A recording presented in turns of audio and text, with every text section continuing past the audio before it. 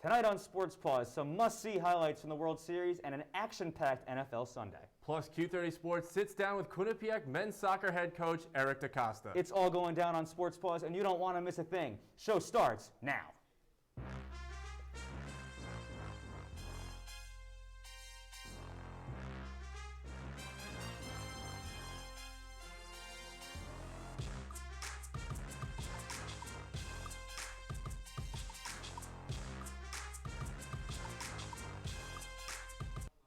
And with that, we welcome you into Sports Paws on this Monday night. I'm Tom Krosnowski. And I'm Pappas. It's hard not to get romantic about baseball, Tom. Game 4 of the World Series had it all. It had absolutely everything. Lots of home runs, lots of action. LA Dodgers up 2-1 in the World Series going into Saturday night.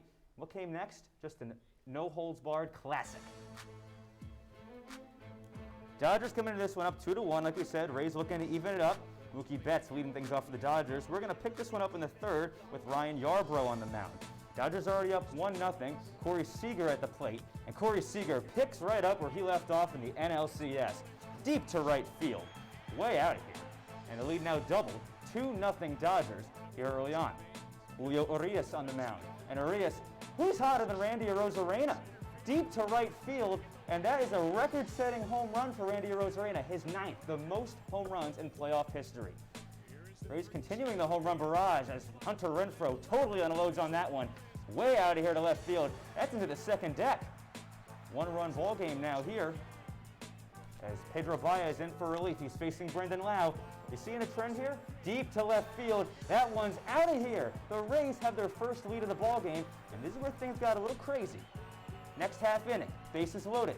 Jock Peterson, and that's off the glove of Lau. Lau giveth, and Lau taketh away as the Dodgers take the one-run lead. Now manager Dave Roberts decides to keep Pedro Baez out there, and the decision proves costly. Kevin Kiermaier absolutely tattoos that one, and this game's tied again. Bottom of the next inning, didn't take long for another RBI chance. Seager pops it up, going back, and it finds grass. Mookie Betts motoring around third base. Corey Seager saying, man, that stings, but the Dodgers have the lead. They're one strike away from a 3-1 series lead. Brett Phillips, on the other hand, his first hit of the postseason, down to center field. Chris Taylor, though, bobbles the ball. Cutoff throw as Arozarena's trying to score. Muncie's throw, Arozarena's dead to rights, but it gets away. Arozarena tumbles in home. The Rays take the lead on a comedy of errors. They tie the series at 2 games apiece, setting up an epic Game 5.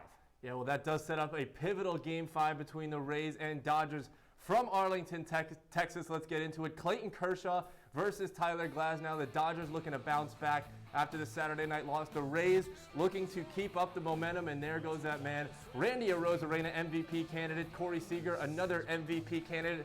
2-0 already, the Dodgers in the second inning. And Jock Peterson, that's big man territory right there. Opposite field, off the back of the Rays bullpen, the Dodgers grab a 3-0 lead. Now Arozarena again, this time off of Kershaw. A ground ball through the hole, gets the runner in, cuts the lead to 1. Arozarena's record-setting 27th hit of the postseason. He wants the ball. And now Max Muncy with an absolute tank to right center field. 4-2 Dodgers, another big man home run. The Dodgers get some insurance, and we head to the 9th. Blake Treinen trying to close it out. The tying run at the plate, and Willie Adames. And Treinen gets Adames to strike out swinging. 4-2 the final in game number 5. The Dodgers 1 win away from winning their first World Series since 1988. The Dodgers bounce back in a big way. Again, like you said, just 1 win away from their first World Series championship since 1988. Back then, gas prices were 90 cents per gallon, and Van Halen was headlining the Monsters of Rock Festival. A lot's changed since then. Now, the Rays will turn to Blake Snell, the former Cy Young Award winner, with their season on the line. The Dodgers will go with Tony Gonsolin and hope to get some length out of him, and what will likely become a bullpen game. Game 7, if necessary, would be Wednesday. Well, Game 5 was yesterday, but Sunday also means NFL football. We have a full slate of games. So let's start with America's game of the week in Las Vegas. The 3-2 Raiders against Tom Brady and the 4-2 Bucks out in Vegas, the Sin City. Let's pick it up early in the first quarter with Derek Carr. Raiders quarterback finding Nelson Aguilar. Eagles fans look away. Aguilar hauls that one in, and the Raiders take a 7-0 lead. Beautiful throw by Carr, a great catch by Aguilar. He comes down, the Raiders have a 7-0 lead. Now Tom Brady, like he did in New England so many times, goes behind the center and pushes his way into the end zone. We have a tie game at 7. Now, down 10-7, Brady finds Rob Gronkowski. We're used to that in the Patriots uniform, now in a Bucs uniform. The Buccaneers take a 14-10 lead. Now, right before halftime, Tom Brady finds who? Scotty Miller. What a throw by Brady. What a catch by Miller in the back of the end zone. 21-10. The Buccaneers lead right before half, but the Raiders wouldn't go away. It's Darren Waller on the slant from Derek Carr. It's 24-17 now. Early now in the fourth quarter, Daniel Carlson on for a field goal attempt to cut it to within 4, and he does, 24-20. But Tom Brady wants more. Only up by 4. He thinks they can go up by more, and Tom Brady rolls out to the right, doesn't see anybody until Chris Godwin gets open in the back of the end zone, toe taps, and the Buccaneers have a 31-20 lead. Now Ronald Jones for good measure. He'll get in 38-20. The Bucs would add another touchdown in this one and win by the final of 45-20. The last 2 undefeated teams in the AFC squared off on Sunday, and barring a tie, only one could advance with a 0 in the loss column. Titans versus Steelers. Roll the footage. Again, Steelers 5-0, Titans also 5-0. Ben Roethlisberger, Kevin Byard meeting at midfield for the coin toss. Steelers get the ball first. This is the last time you're going to see the Titans offense on the field for a while. 10-minute drive. And the Steelers strike first. That's Deontay Johnson on the receiving end of that one. Steelers back in the red zone. Big Ben hands this off to Benny Snell Jr. Outruns the defense to the pylon and searching for his teammate Johnson with a chest bump. There it is. Steelers lead at 14-zip.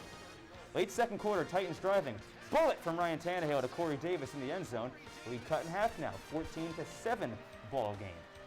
Just before the half, Steelers trying to score. Spin move. Deontay Johnson into the end zone. Steelers up now 24-7. Again, a 14-point lead. Pick it up in the second half. Tannehill, play action. Drops back and finds A.J. Brown. Makes a man miss. Now it's just a foot race, and Brown's pulling away. He could go all the way. A.J. Brown cutting it down now to 27-14. Titans still in this one. Early in the fourth quarter, they're threatening to score again. Derrick Henry bulldozes his way into the end zone. Now just a 3-point ball game, 27-24 Pittsburgh. Ben Roethlisberger throws an interception, and the Titans get the ball back late. They're going for the potential game-tying field goal. Stephen Gostkowski, wide right, no good. Steelers hang on. They live to tell about it. 27-24 is your final. 7 weeks in the books for the NFL this season, so let's look ahead to some Week 8 matchups. Now looking ahead to next week's Thursday game, a battle between 2 NFC South rivals, the Carolina Panthers and the Atlanta Falcons, who can't buy a win at this point. A marquee Sunday early game between the Baltimore Ravens and the undefeated Pittsburgh Steelers, as Tom just mentioned. Sunday night brings us the Eagles and the Cowboys. Somehow a battle for first place between those two teams in the NFC East. And finally, Monday night, Brady and the Bucs visit the Giants. Well, Joe DeGrippo is in studio with us to give us his fantasy performers this week, as well as a stardom and situm. Joe? Week 7 of the NFL season may have been the most exciting of weeks this year so far. We saw come-from-behind wins, high-scoring games, and a few upsets. But rather than focusing so much on games as a whole, let's dig a little deeper into individual performances and the top fantasy football players of Week 7. The Sunday night matchup between the Seahawks and Cardinals was certainly the game of the week, and it also produced the fantasy player of the week. Tyler Lockett put together a massive day, scoring 3 touchdowns along with 15 catches and 200 yards. Add that all together, and he gave your squad 53 points. In a division game that was headlined by the quarterbacks, it was Lockett that stole the show despite the overtime loss. The second highest scorer of Week 7 was Packers wide receiver Devontae Adams with 44.6 points. He racked in 13 catches for 196 and 2 touchdowns as he and Aaron Rodgers led the way to Green Bay's win over Houston. Believe it or not, this isn't Devontae's first 40-point game of the year. He also did it back in Week 1. The final fantasy star of the week was Chargers rookie QB Justin Herbert, who threw for 3 touchdowns and even added one with his legs. 4 total TDs and nearly 350 yards passing. That netted him a victory over the Jags and earned himself 38.4 fantasy points. So we covered the Week 7 standouts. Now let's switch gears to this upcoming week, and I'll tell you who needs to be in your lineup for Week 8. If there was ever a time for a revenge game, look no further than Le'Veon Bell and the Chiefs. They'll face off against the New York Jets. Bell had 6 carries this past week in his first game in red, but he will see more touches against Gang Green. They allow 125 rushing yards per game, which is in the bottom 10 of the NFL. If you have Le'Veon Bell, you need to start him against the 0-7 Jets. Next up, we have Buccaneers wide receiver Chris Godwin. The Bucs will be up against the other dismal New York team, the New York Giants. James Bradbury will be covering Mike Evans, which means Ryan Lewis will be tasked with Godwin. For reference, Lewis is allowing a 50% completion percentage and 20.2 yards per completion his way. Expect Godwin to have a field day against the Giants defense on Monday Night Football. My last stardom may come as a bit of a surprise, but I'm going with Carson Wentz as a must start this week. He goes up against the Dallas Cowboys defense, who are allowing an average of 230 yards to opposing QBs this year and a league worst 34.7 points per game. Wentz will also be getting back Jason Peters along with Jalen Reagor. Carson Wentz must start. The next 3 names I give you are players you probably want to leave on your bench this week. Let's start off with Panthers running back Mike Davis. Davis is coming off his worst game of the season where he ran for a mere 12 yards on just 7 rushes. He goes up against the Atlanta run defense that is in the top 6 in terms of rush yards allowed. There have also been some whispers of a potential Christian McCaffrey return this week, but either way, I'd keep Davis out of your lineup. Next up, we have Amari Cooper. He needs to be on your bench this week, but it isn't his fault. We know Dak Prescott is out for the year, and Andy Dalton took a cheap shot to the head yesterday and is now in concussion protocol. If he can't suit up for Week 8, that means 7th-round rookie quarterback Ben DiNucci will be under center for America's team. That's not an ideal situation for the Cowboys offense, and that's why Cooper will suffer this week. My last sit-em for the week is Jimmy Garoppolo, who will play the 5-1 Seahawks. Yes, the 49ers are coming off a huge 33-6 victory over the Patriots, but Jimmy G's stat line was 277 yards and 2 picks, or in other words, 7.4 fantasy points. San Francisco wins games on the ground with their running attack. If you have Jimmy G, keep him on your bench. That's all for me. Good luck to my other fellow fantasy players in Week 8. Thanks, Joe. You're the man for fantasy football advice. Coming up on Sports Paws, we'll catch you up on the latest in Quinnipiac sports, including an interview with men's soccer coach Eric DaCosta and a look ahead at the upcoming basketball seasons. Don't go away.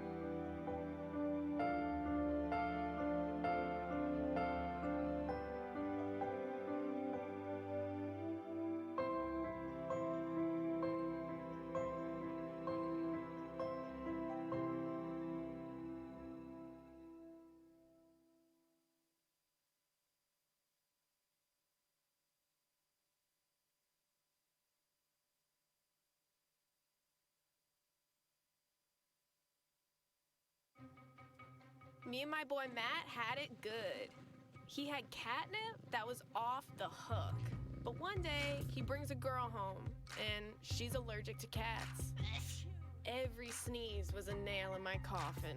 Now I'm in a shelter. It's decent, but they don't even have Wi-Fi.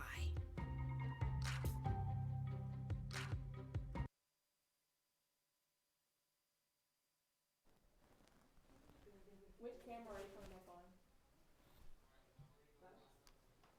2. Thanks for keeping it with us here on Sports Paws. Ordinarily, we'd be right in the thick of conference play for the men's soccer team, but head coach Eric DaCosta is still prepping his team for the season whenever it may come. Liz Flynn has more. The cancellation of the fall 2020 season brought new challenges to the Quinnipiac men's soccer program, but head coach Eric DaCosta is proud of his players for their resilience during these uncertain times. Considering the circumstances and, some of the restrictions that we're working under, it's been absolutely phenomenal. The attitude of the guys, the work rate that they're giving us on a daily basis, the intensity in which they're training, the confidence that they have in one another. I mean, it's been fantastic. It's hard for us as a staff. We're setting up and breaking down training sessions, one after another, and trying to figure out how to put the small groups together, and how do we get the most out of our team, and how do we prepare our team to the best of our ability given those restrictions. Some of those restrictions have impacted the number of players that can be on the field at once, the drills DaCosta and his staff can run, and which players should be put together to maximize success. We had small groups to begin with, so we started with groups of 6, and then we've moved into 13 the last couple of weeks here. So when we're designing those groups, we had to make sure that they had a really sense of purpose to them, and we were training the right things. Every day we do something different, so you don't have so when you get into the rhythm of the season, it becomes a bit stale. We're playing a game, we're preparing for a game, and then we're recovering, and that's our routine for about 2 months. So we don't really get to work on a lot of things. It's just about that next result, to get that next result. Now we have the refreshing opportunity to really work on all these things and make an individual better, which in turn I hope is going to make our team better. Although this semester is not what DaCosta and his players were hoping for, they are taking full advantage of the extra time to train and get better for when their time comes. I missed the competition, I missed the games. We've been practicing for 5 weeks now. And it's a grind, but we missed that competition. But the training component of it, integrating a team, getting young guys, giving them a real chance, awesome, absolutely fantastic. Oh, from the pitch to the hardwood, now it's time to meet the incoming Bobcats. Going from left to right, Bollicott gets us started. The 6'2" guard from New Hampshire was a 2-star recruit and had offers from Rutgers, St. Bonaventure, and Towson. Taimu Chenery is the 2-star guard from Philly, with only one other offer from UMass. Now, third from the right, Lewis Courtwright joins the Bobcats as a 2-star guard from the Bronx, joining Tyrese Williams and Tyree Picaron at the 2 guard. Finally, Elias King, the JUCO transfer from Santa Monica College, will replace Kevin Marfo and Aaron Falzon at the forward position. We are now joined by Q30 Sports Director Jacob Resnick to talk some QU men's basketball. Every team needs a star. Jacob, who do you have as QU's star this year? Well, thanks, guys, for having me, first of all. This team is going to be contending with the loss of both Rich Kelly and Kevin Marfo, but no one's more primed to step into the role that Kelly left behind than Tyrese Williams. Williams, as a sophomore last year, was second on the team in usage rate, right behind Kelly. Usage rate measuring the percentage of the team's shot attempts, turnovers, and assists while on the floor. Tyrese also takes over 60% of his shots from behind the three-point arc, so he's proven to be a great fit in Baker Dunleavy's offense. This is going to be a crowded offense, a crowded backcourt rather. Tyrese is the most experienced of the group with over 60 career games. Matt Belanc, Tyree Picaron, Savion Lewis, they all came in at the same time as Williams, but have each missed significant time due to various reasons. So Tyrese Williams will be there. I can imagine him handling the ball, taking a lot of three-pointers, and putting up some big stats for the Bobcats. And after Williams, watch out for Seth Pinckney. They always say you can't teach height. At 7'1", Pinckney, one of only 35 7-footers in college last year to play in at least a quarter of his team's minutes. Keep in mind there are over 5,000 players in Division I, so it's a small fraternity.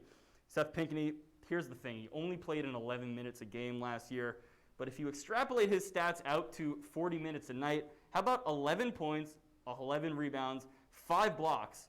So this guy is putting up fantastic stats in a short amount of time.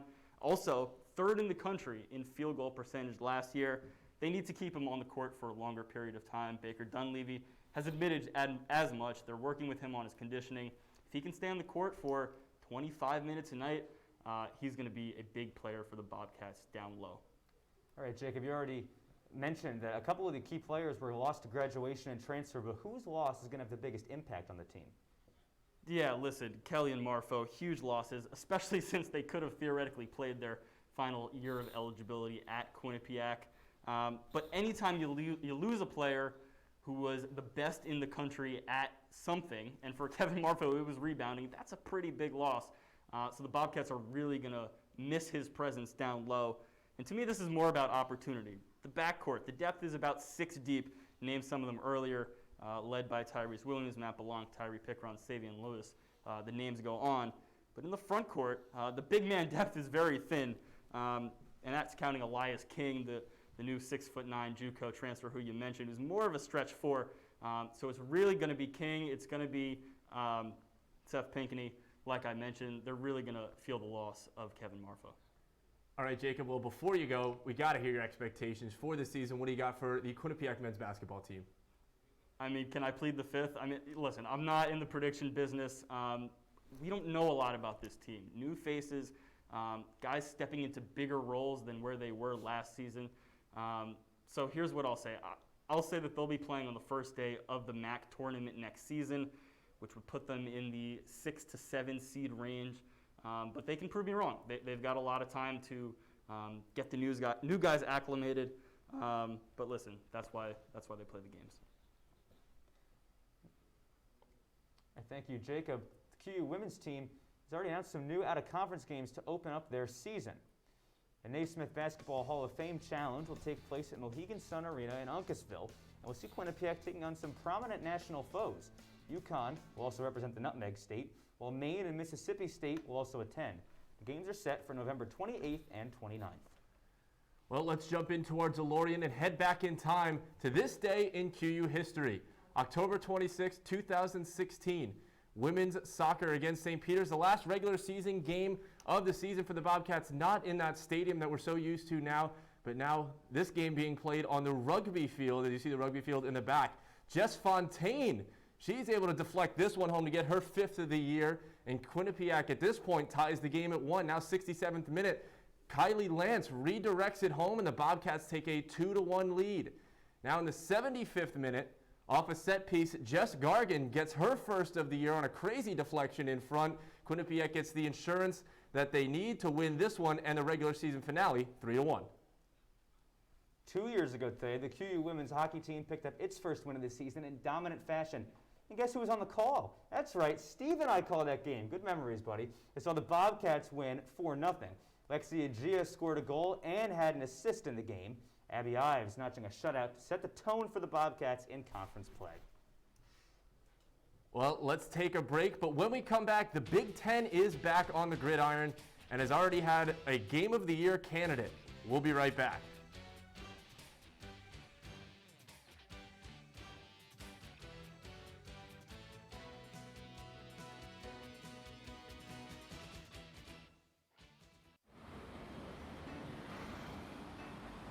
Hey, let's check out this park.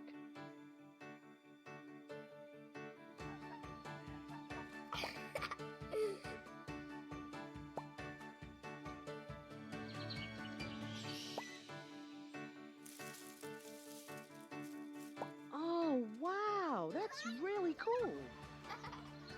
To find a great local park or forest near you, go to discovertheforest.org.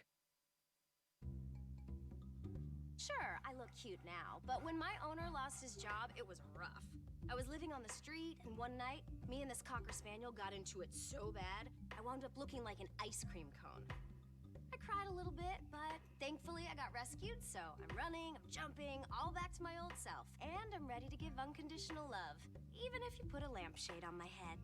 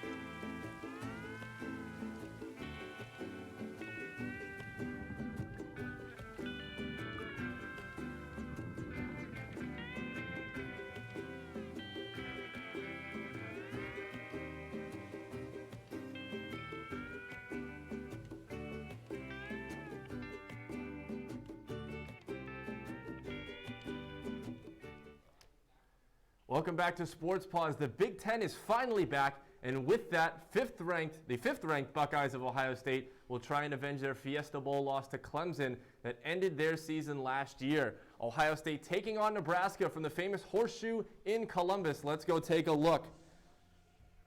The Buckeyes back in Columbus for the start of the 2020 COVID-shortened season. It wasn't the Buckeyes that got on the board first. It's Adrian Martinez. He'll bounce it out to the right side and get to the front pylon. Nebraska jumps out early. It's 7-0. That wouldn't last long. The game closer through the first half, but Justin Fields, he's going to go deep. He's going to find Garrett Wilson, a 42-yard touchdown. Justin Fields looks to be in midseason form in week 1. Ohio State now up 10. Justin Fields looking downfield in the end zone, doesn't see it. He's going to go run with it. He scrambles out and bang, hits the B button, and he goes into the end zone. Ohio State with a 31-14 lead, and now Nebraska trying to get back into the game. Martinez fumbles. It's picked up by Sven Banks. He'll return it back. He almost trips up at the 30. 55 yards for a touchdown. Ohio State goes up 38-14. Now Fields back inside the 5-yard line. He finds Jackson Smith in Jigba in the back of the end zone, originally called not a catch. Let's take another look at this one. In Jigba somehow matrixes his foot all the way back in play, gets that one toe down. In college football, you only need one, and he's able to make a miraculous catch. The Buckeyes up 45-17. They win this one 52-17 over Nebraska. I still can't get over that incredible catch, but there was more Big Ten football later that same day, and this one, it came down to the wire. Penn State versus Indiana, rather. Number 8, Penn State, opening their season on the road against the Hoosiers. We pick up this action late in the second quarter. It's Stevie Scott getting the ball and bullying his way into the end zone for his second score of the day. Indiana, somewhat surprisingly, up 17-7 at the half as he flexes on him. Now late in the third quarter, Penn State still down 10. The QB, Sean Clifford, weaving his way through the Hoosier defense. Makes a man miss. He gets a block inside the 15 and pushed into the end zone. What a run by the Penn State signal caller. Indiana's up 17-14 now. Lead trimmed a little bit. 2.5 minutes left in regulation. Indiana up 6. Clifford on the run. He slings it deep. He finds Jahan Dotson, and he takes it to the house. Penn State's got the lead with 2:30 to go. They're up by 1. Now final minute of the fourth. One last chance for Indiana, down 8. Indiana quarterback Michael Penix Jr., he does it himself. First he sneaks in to cut the Penn State lead to 2. Then he converts in a 2-point conversion to tie the game at 28. We're going to overtime. First game of the season for both these teams. Pressure's on Indiana. Penn State has scored a touchdown, and Penix Jr. first going to the corner of the end zone for Whop Fillier. He gets his feet down. Now extra point here would have tied it. Indiana's going to go for the outright victory or the outright loss. Penix Jr., he rolls out. He's hit. He stretches for the end zone. No one knows if he gets in or not. You see the replay there. He hits the pylon. Was he down or not? This was a lengthy replay review to determine the game. The call comes in. He's in for the 2-point conversion. The Hoosier faithful goes nuts. Indiana upsets Penn State. AP rankings looking a little different after Saturday's action. Clemson, they remain number 1 despite a closer game than expected at Syracuse. Alabama stayed at that 2 seed of taking care of Tennessee. Ohio State, they jumped into the top 4 after that win you just saw over Nebraska, while Notre Dame slid down a spot to 4. Georgia fell out of the playoff picture as the only team in the top 7 with a loss. Moving on to the NHL, some big names in the NHL have changed teams, including one QU alum. We'll start with 2019 Stanley Cup champion Alex Pietrangelo. He'll be headed to the Sin City as the Vegas Golden Knights sign him to a 7-year, $61.6 million deal worth $8.8 million on their cap hit. Next, 2010 first overall pick, Taylor Hall is on the move once again. He joins the Buffalo Sabres on a 1-year, $8 million deal. This is Hall's 4th team in his career. He has a total of 4 playoff wins. And now we go to Quinnipiac defenseman Devon Taves. He was traded to the Colorado Avalanche for a 2nd-round pick in 2021 and 22. Taves played 116 games, regular season games, with the New York Islanders, tallying 46 points. Going to have to change those jerseys for Devon Taves fans here at QU. But that's going to be all the time we have here on Sports Paws. Thanks again for sticking with us here, and find all our content on Q30TV.com and on the new app. It's free. Download it on the App Store and Google Play. Yeah, for Tom Krosnowski, I'm Stephen Pappas, everybody behind the scenes here at Quinnipiac University. Thank you. We'll see you next time.